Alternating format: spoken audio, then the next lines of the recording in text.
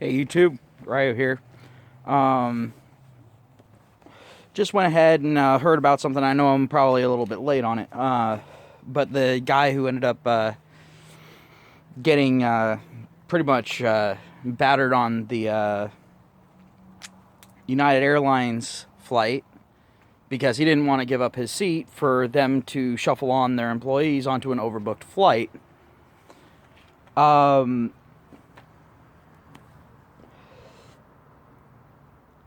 Now, I don't know every bit of the detail, but got a pretty good understanding of it. My understanding is the guy followed all the boarding procedures, he paid for his ticket, everything. So him and his wife were there, they were sat in their seats, waiting to go. The airline had realized that they needed to get some of their employees onto that flight, so they started offering people things. No one was willing to budge because it was the last flight out. And so then they started randomly choosing people to break their contract with after the people had already paid and all that. And what people aren't accounting for here is when you purchase a ticket, that is a contract between you and the company. The company says, hey, I'm taking you from here to here as long as you follow our rules. They cannot have a rule of, if we decide to dump you out of the plane at any point, you have no right to object. They can't do that.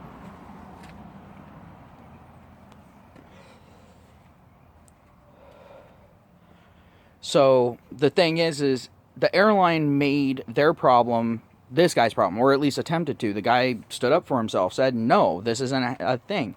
And apparently 3 out of the 4 people randomly selected, which it's kind of amazing that it was couples that were selected. But 3 out of the 4 happened to be Asian. That's a little suspect on more than one level. But, I mean, at that point, if you walk in and you see that, you turn around and walk the fuck back out and go, we need to select 2 other ones. Because we got way too much of one demographic in it. Just saying. You know, to avoid the issue anyway.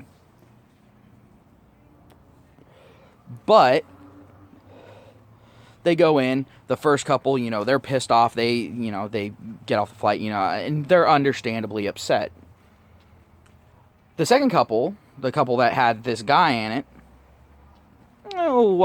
they weren't so understanding. They're all like, no, the guy's a doctor. He has patients that he has to go to. He has patients that he has to see the next day. He can't not take that flight. He has a responsibility to be there. His license, therefore, becomes at risk. At the very least, his practice does. So instead of them picking some other people going, okay, you're a doctor, all right, we get that, we understand. Instead of them doing that, no, they go ahead and contact security. Security goes ahead, forcibly starts to remove this guy, ends up slamming his head against the armrest, knocking him unconscious, and then dragging his unconscious body off. Now, let's go ahead and run through what they did wrong here, step by step. First and foremost, they were breaking a contract.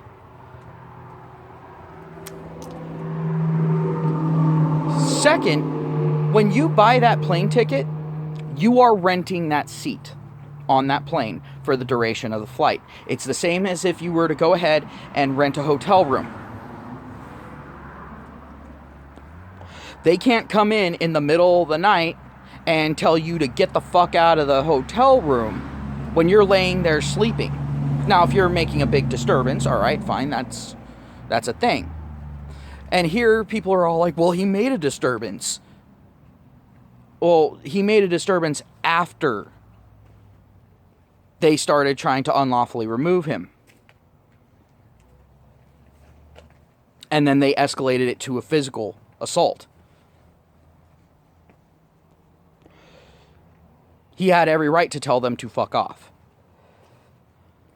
He had already paid for his ticket. He had already been placed in the seat. That means that seat is his for the flight. If he volunteered, then fine.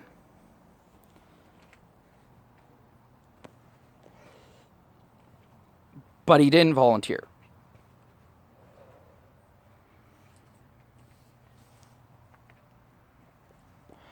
Now, he wasn't breaking any rules either, so they can't even have a basis on that. This guy has a basis for a lawsuit. I've seen people going, "Oh, well, he caused a ruckus, so they had the right to kick him off." No, that's not how this works.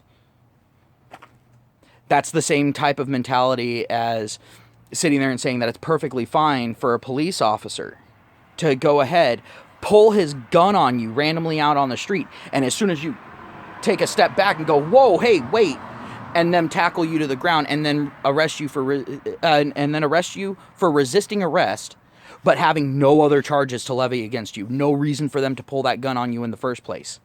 That's the exact same type of situation that's happening here.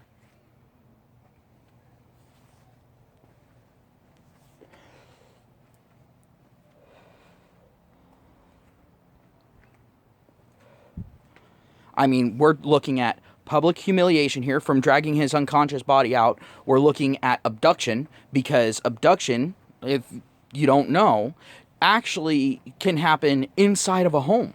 You never have to leave the premises. Like if I'm sitting on the toilet, someone busts in and forcibly moves me from the toilet into the hallway. That is abduction. They are moving me from one room to another. The hallway is considered its own room. A lot of people don't realize that.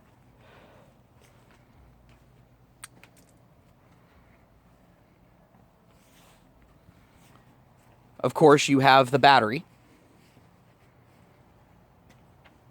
You have physical assault.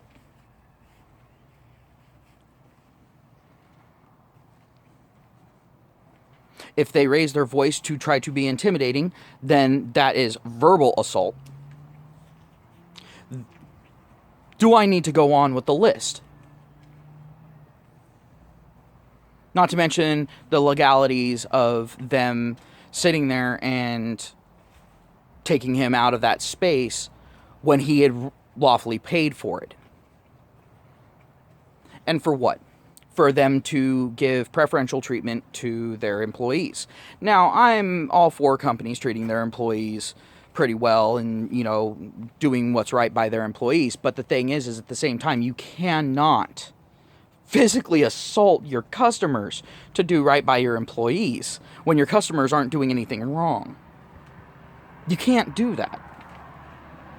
And anyone who says that this guy doesn't have a lawsuit, well, they obviously haven't been paying attention to the laws in our country since, I don't know. Here in California, we actually have a situation where a person was getting ready to break in and steal from an individual. They were up on the roof, fell through the skylight, cut themselves on the glass, and ended up being able to sue the person whose house it was for pain and suffering, medical bills, public humiliation.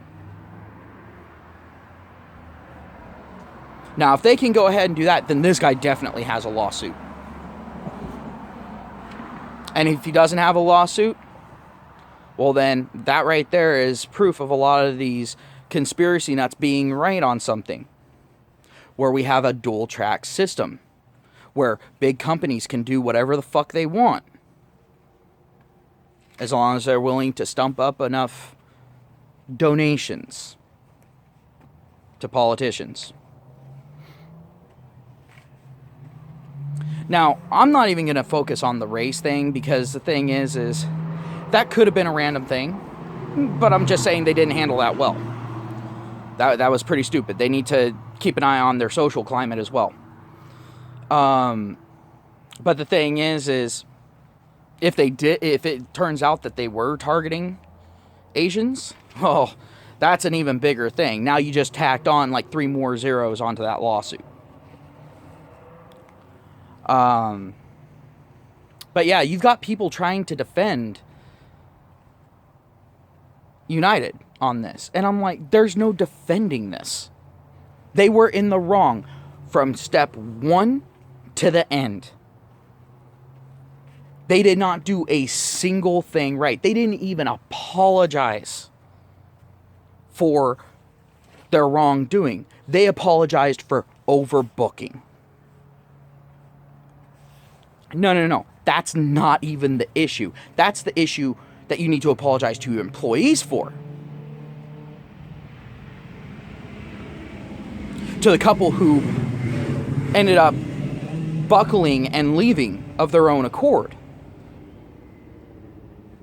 allowing you to bully them out. You need to apologize to them for that. This guy? Oh, no. You need to issue a groveling apology to him. And I would probably say, at that point, sit there and say, you know what? You get free first-class flights anywhere you want, anytime, and we will go ahead and reserve that for you. You give us 24 hours, we will make sure there's room on that flight.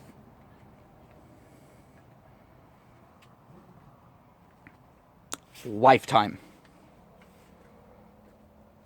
And that's bare fucking minimum. Although he's probably not exactly wanting to fly with them ever again, so they probably lost a customer. There are other airlines. And it sounds like there's about to be one less if they continue doing this. I know that this is a little more offbeat from what my normal videos are, but the fact of the matter is at this point, like I said, I'm going to call out the bullshit when I see it. And there are people out there that think that they know the law. They think that the law functions how their brain functions, which is pretty poorly. Unfortunately, it functions poorly, but not in the same way that their brain functions poorly. So, let's go ahead and recap. If you were a business owner, once you make a business agreement, honor it. Don't prioritize the latecomers. Second, do not assault your customers unless they are posing a threat to other customers or to your staff. Third, do not refuse to apologize for wrongdoing. 4, do not overextend your resources. And 5, use your fucking brain. If you're going to go ahead and decide that breaking contract and then assaulting someone for calling you out on it is a good idea, sell your business. Or shut your business down, because you are on the way to having a massive lawsuit taking you down anyway. Get out while you're ahead.